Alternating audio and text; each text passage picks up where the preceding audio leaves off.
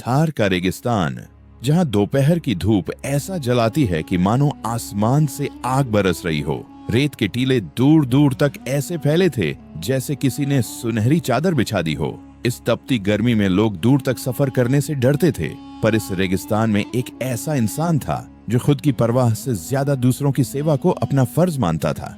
उसका नाम था सलमान। सलमान रोज दोपहर में अपनी ऊंट गाड़ी लेकर पानी, छाछ और कुछ दवाइयां लेकर निकलता था।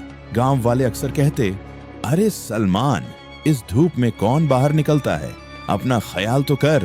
पर सलमान हर बार मुस्कुराकर बस एक ही बात कहता, जब किसी की जान मेरे हाथों बच सकती है तो धूप से क्या डरना।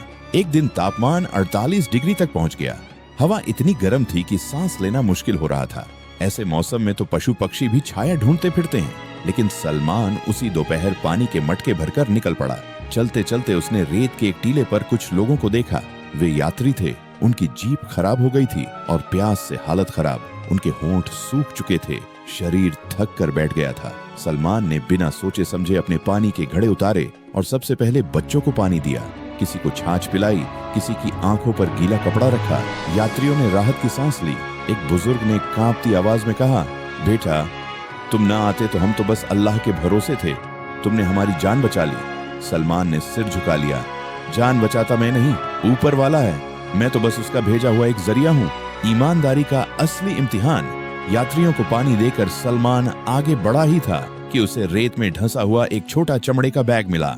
उसने उठाकर देखा, अंदर 40 से 50 हजार रुपए, कुछ सोने के जेवर और पहचान पत्र था। धूप इतनी गर्म कि बैग को उठाते ही हाथ तप गया। उसके पास खुद की हालत भी अच्छी नहीं थी। छोटा सा कच्चा घर, बूढ़ी माँ, घर की जिम्मेदारियां, इतना पैसा उसके लिए बहुत बड़ी मदद हो सकता था। पर सलमान ने बैग को छाती से लगाकर कहा, जिसका है उसे लौटेगा ही, मेरी रोजी में हराम का एक दाना नहीं आ सकता। वह बैग लेकर गांव की चौपाल पहुंचा। पहचान पत्र के नाम से लोगों को खोजने लगा। 3 घंटे बाद एक आदमी हांफता हुआ उसके पास पहुंचा। भाई, मेरा बैग, मेरा सब कुछ उस बैग में था, कहीं मिला क्या? सलमान ने मुस्कुराते हुए बैग आगे बढ़ाया। आदमी की आंखों में आंसू आ गए।